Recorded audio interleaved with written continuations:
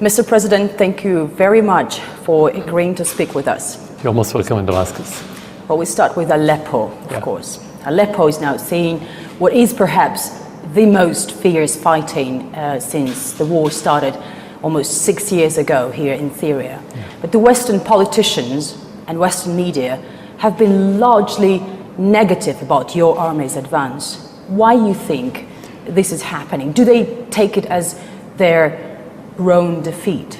Actually, after they failed in Damascus, because the whole narrative was about liberating Damascus from the state during the first 3 years. When they failed, they moved to Homs. When they moved in Homs, they moved to Aleppo. They focused on Aleppo during the last 3 years. And for them, this is the last most important card they could have played on the Syrian battlefield. Of course, they still have terrorists in different areas in Syria. But it's not like talking about Aleppo as the second largest city, which has the political, military, economic, and even moral sense when their terrorists are defeated. So for them, the defeat of the terrorists is the defeating of their proxies, to talk bluntly. These are their proxies, and for them, the defeat of the terrorists is the defeat of the country that provide them, whether regional countries or Western countries like the United States, first of all the United States and France and UK. So you think they take it as their own defeat, right? Exactly, that's what I mean. The defeat of the terrorists, this is their own defeat, because these are their real army on the ground. They didn't interfere in Syria or intervened directly. They have intervened through those proxies. So that's how we have to look at it if we want to be realistic, regardless of their statements, of course. Palmira is in another troubled region now, and it's now taken by ISIS or ISIL. But we don't hear a lot of condemnation about it. Is that because of the same reason? Exactly, because if it was captured by the government, they will be worried about the heritage. If we liberate Aleppo from the terrorists, there would be, the Western officials and the mainstream media, they're going to be worried about the civilians. They're not worried when the opposite happens, when the terrorists killing those civilians or attacking Palmira and started destroying the human heritage, not only the Syrian heritage. Exactly, you are right, because ISIS, if you look at the timing of the attack, is related to what's happening in Aleppo. This is the response to what's happening in Aleppo, the advancement of the Syrian Arab army, and they wanted to make this, or let's say, to undermine the victory in Aleppo, and at the same time to distract the Syrian army from Aleppo to make it move toward Palmira and stop the advancement. But of course, it didn't work. We also hear reports that Palmira siege was not only related to Aleppo battle, but also to what was happening in Iraq. And there are reports that the US-led coalition, which is almost 70 countries, allowed ISIL fighters in Mosul, in Iraq, leave, and that strengthened ISIL here in Syria. Do you think it could be the case? It could be, but this is only to wash the hand of the American politicians from their responsibility on the attack. When they say just because of Mosul, of course, the Iraqi army attacked Mosul and ISIS left Mosul to Syria. That's not the case. Why?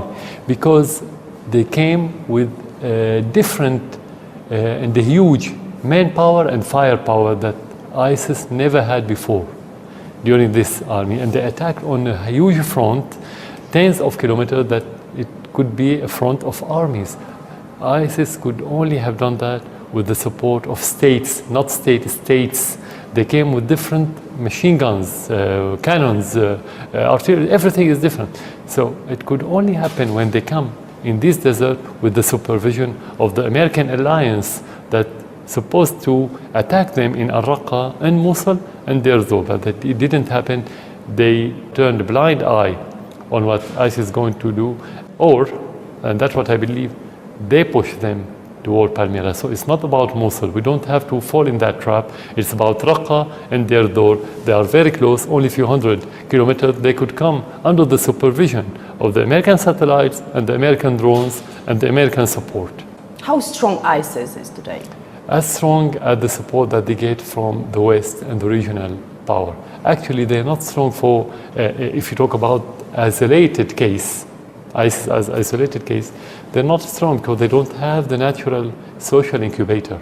Without it, terrorists cannot be strong enough. But the real support they have, the money, the oil field investment, the support of the American allies aircraft, that's why they are strong. So they are as strong as their supporters or as their supervisors. In Aleppo, we heard that you allowed some of these terrorists leave freely the battleground. Why would you do that? It's clear that they can go back to, let's say, Idlib and get arms and ready for further attacks and maybe attack those liberating Aleppo. Exactly. That's correct, and that's been happening for the last few years. But you always have things to lose and things to gain, and when the gain is more than what you lose, you go for that gain. In that case, our priority is to protect the area from being destroyed because of the war, to protect the civilians who live there, to give the chance for those civilians to leave through the open gates, to leave that area to the areas under the control of the government, and to give the chance to those terrorists to change their minds, to join the government, to go back to their normal life and to get amnesty. When they don't, they can live with the armaments, with the loss or the disadvantage that you mentioned, but this is not our priority, because if you fight them in any other area outside the cities, you're going to have less destruction and less civilian casualties. That's why. I feel that you call them terrorists, but at the same time you treat them as human beings. You tell them you have a chance to go back to your normal life.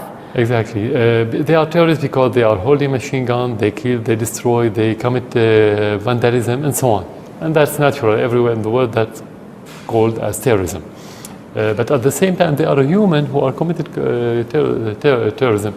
They could be something else. They join the terrorists for different reasons, either out of fear, for the money, sometimes for the ideology. So if you can bring them back to their normal life, to be natural citizen, that's your job there as government. It's not enough to say we're going to fight terrorists. Fighting terrorists is like a video game. You can destroy your enemy in the video game, but the video game will generate and regenerate thousands of enemies. So you cannot deal with it on the American way, just killing. This is not our goal.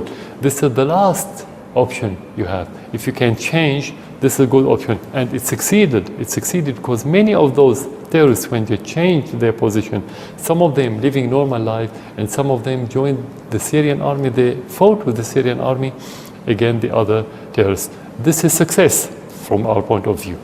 Mr. President, you just said that you gain and you lose. Yeah. Do you feel you've done enough to minimize civilian casualties during this conflict? We do our utmost. What's enough, this is subjective. Each one could look at it in his own way. At the end, what's enough is what you can do. My ability as a person, the ability of the government, the ability of Syria as a small country to face a war that's been supported by tens of countries. Mainstream media's hundreds of channels and other machines working against you. So it depends on the definition of enough. So this is, as I said, very subjective, but I'm sure that we are doing our best. Nothing is enough at the end, and the human practice is always full of correct and flaws, or mistakes, let's say, and that's a natural thing. We hear Western powers asking Russia and Iran repeatedly to put pressure on you to, as they put it, stop the violence. And just recently, 6 Western nations, in an unprecedented message, they asked Russia and Iran again to put pressure on you, asking for a ceasefire in Aleppo. Yeah. Will you go for it? At the time when your army was progressing, they were asking for a ceasefire. It's always important in politics to read between the lines, not to be literal. It doesn't matter what they ask. The translation of their statement is for Russia, please stop the advancement of the Syrian army against the terrorists. That's the meaning of that statement. Forget about the rest. You went too far in defeating the terrorists. That shouldn't happen. You should tell the Syrians to stop this. We have to keep the terrorists and to save them. This is in brief. Second, Russia never, these days, I mean, during this war, before that war, during the Soviet Union, never tried to interfere in our decision till that moment. Whenever they had opinion or advice, doesn't matter how we can look at it, they say at the end, this is your country, you know what the best decision you want to take. This is how we see it, but if you see it in a different way, you know, you are the Syrian. They are realistic and they respect our sovereignty, and they always defend the sovereignty that's based on the international law and the Charter of the United Nations. So it never happened that they made any pressure, and they will never do it. This is not their methodology.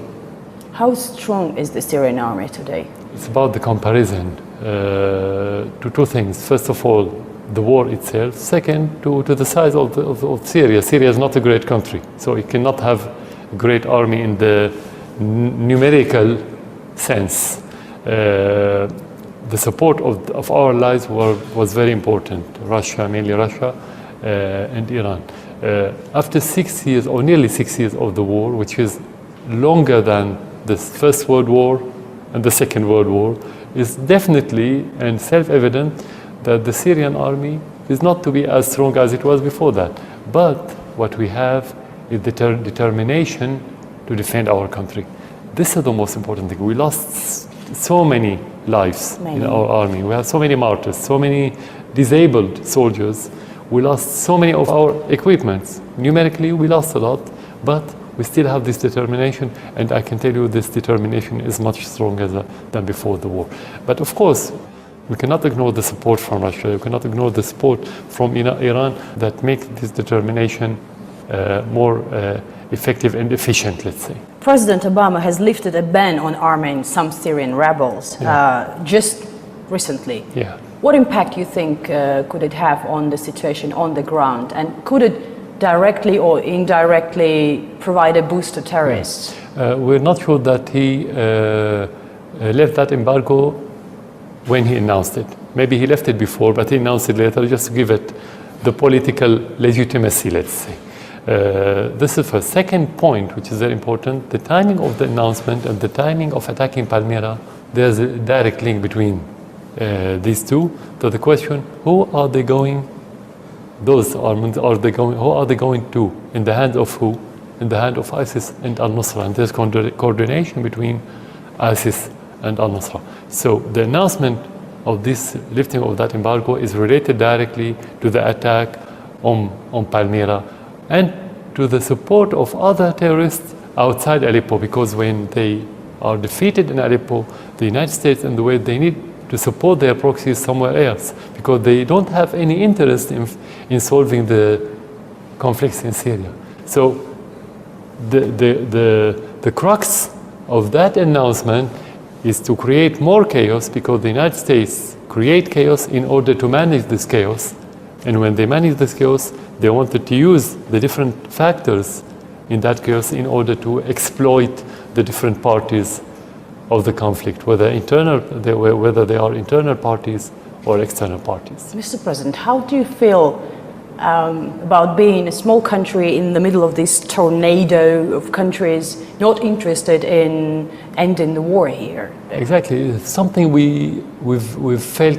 We've always felt before this war, but we felt it more, of course, today, because small countries feel safer when there's international balance. And we felt the same, what you just mentioned, after the collapse of the Soviet Union, when there was only American hegemony, and they wanted to implement whatever they want and to dictate all their policies on everyone.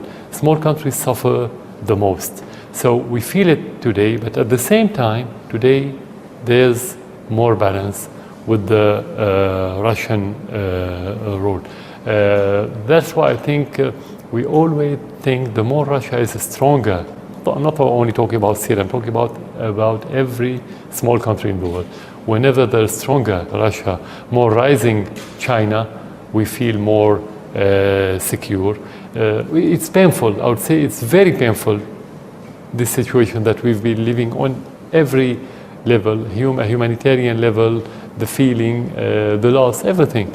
But at the end, it's not about losing and winning.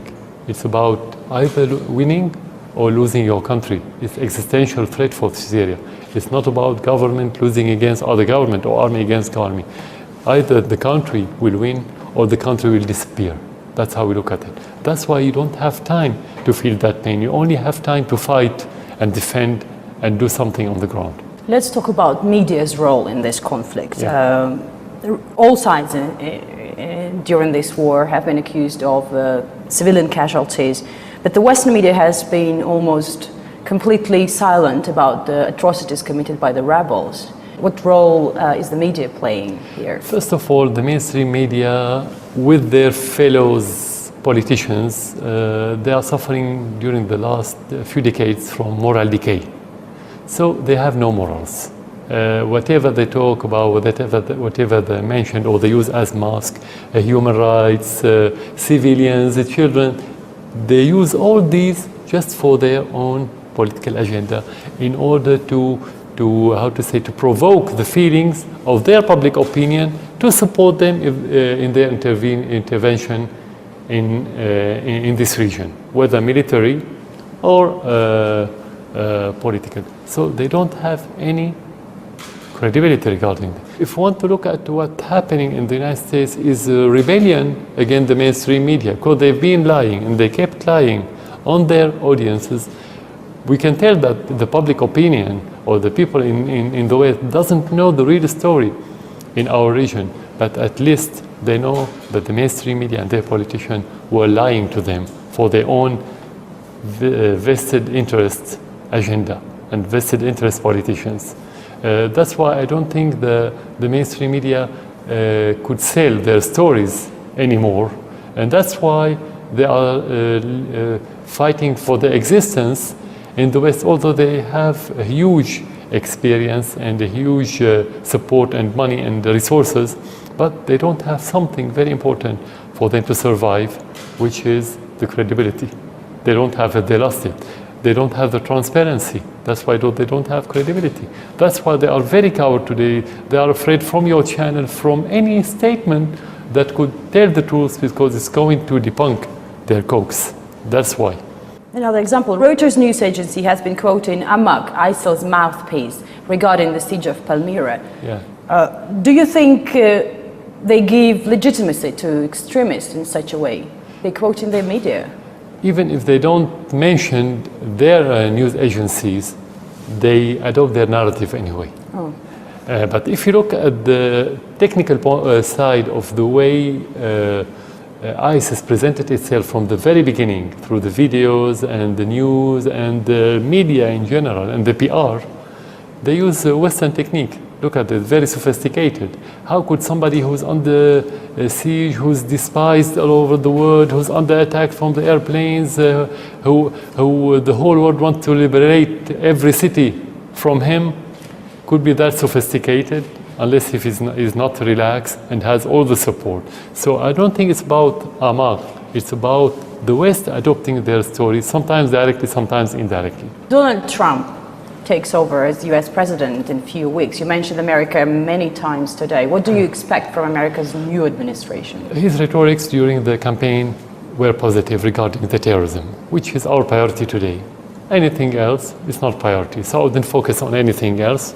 The rest is American, let's say, internal matters. I wouldn't worry about. But the question whether Trump have the will or the ability to implement what he just mentioned. You know that most of the mainstream media and the corporate, big corporate, the lobbies, the Congress, even some in his parties were against him. They want to have more hegemony, more conflict with Russia, more interference in different countries, toppling government and so on. He said something in the other direction. Could he sustain against all those after he started next month? That's the question. If he could, I think the world will be in different place, because the most important thing, as I just mentioned earlier, is the relation between Russia and the United States. If he goes toward that relation, most of the tension around the world will be pacified. Mm-hmm. That's very important for us in Syria. But I don't think anyone has the answer to that. He wasn't a politician, so we don't have any reference to judge him first. Second, nobody can tell what kind of battle is it going to be next month and after. Humanitarian situation in Syria is disaster. And we hear from EU Foreign Policy Chief, Madame Mogherini, that EU is the only entity to deliver humanitarian aid to Syria.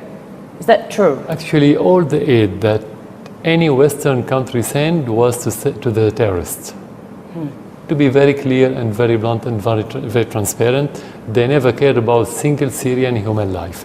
We have so many cities in Syria till today surrounded by and besieged by the terrorists.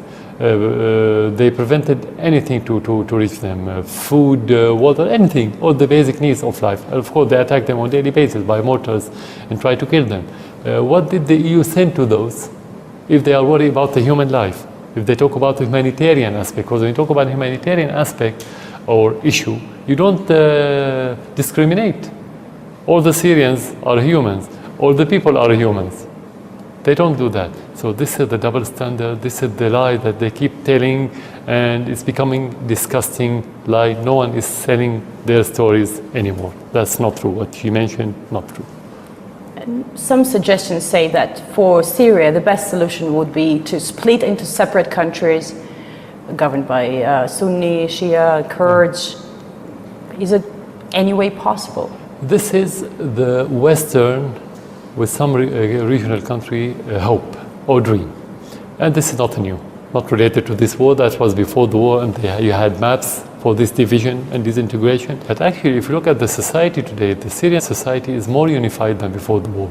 This is reality. I'm not saying anything to raise the morale of anyone. I'm not talking to Syrian audience anyway now. I'm talking about the reality. Because of the lessons of the war, the society became more realistic and pragmatic, and many Syrians knew that being fanatic doesn't help. Being extreme in any idea, I'm not only talking about extremism in the religious meaning, politically, socially, culturally, doesn't help Syria. Only when we accept each other, when we respect each other, we can live with each other and we can have one country.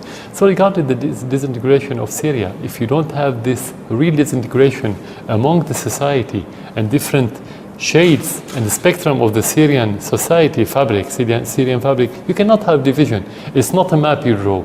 I mean, even if you have one country, while the people are divided, you have disintegration. Look at Iraq.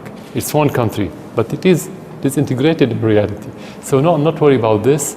There's no way that Syrians would accept that. I'm talking now about the vast majority of the Syrian, because this is not new. This is not the subject of the last few weeks or last few months. This is the subject of this war. So after nearly 6 years, I can tell you the majority of the Syrians wouldn't accept anything related to disintegration. We're going to live as one Syria. As a mother, I feel the pain of all Syrian mothers. Speaking about children in Syria, what does the future hold for them? This is the most dangerous aspect of our problem, not only in Syria, wherever you talk about this dark Wahhabi ideology, because many of those children who became young during the last decade or more than one decade, who joined the terrorists on ideological basis, not for the lack of money or anything else, or hope, let's say, they came from open-minded families, educated families, intellectual families. So you can imagine how strong the terrorism is. So that happened because of their propaganda? Exactly, because the ideology is very dangerous. It knows no borders, no political borders, and the World Wide Web has helped those terrorists using fast and inexpensive tools in order to promote their ideology, and they could infiltrate any family anywhere in the world, whether in Europe, in your country, in my country, anywhere. You have secular. It's happening. Exactly, you have secular society. I have secular society, but it didn't protect the society from being infiltrated. Do you have any counter ideology for this? Exactly, because they bear their ideology on the Islam.